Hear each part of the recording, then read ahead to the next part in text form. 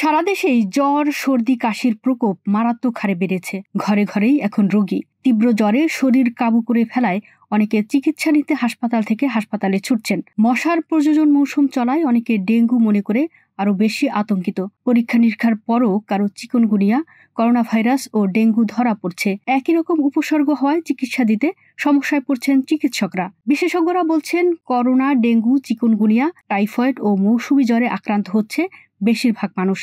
4 থেকে 5 দিনের জ্বর নিয়ে আসছেন রোগীরা। একজনের জ্বর হলে পরিবারের অন্যান্যরাও জ্বরে আক্রান্ত হচ্ছেন।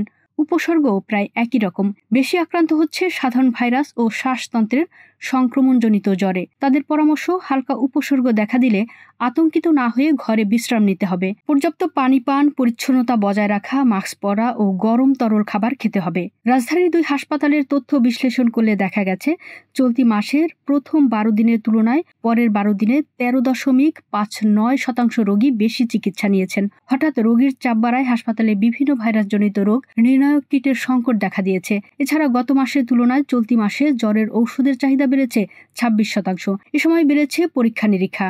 সব রোগীর পরীক্ষা সরকারি হাসপাতালে না হওয়ায় সঠিক পরিসংখ্যান পাওয়া যায়নি। ঢাকা মেডিকেল কলেজ হাসপাতালে নিবন্ধন খাতার তথ্য বলছে, জুলাই মাসের প্রথম 12 দিনে বহির্বিভাগে শুধু মেডিসিন বিভাগে চিকিৎসা নিয়েছেন 7,184 জন। পরের 12 দিনে চিকিৎসা নিয়েছেন 8,274 জন।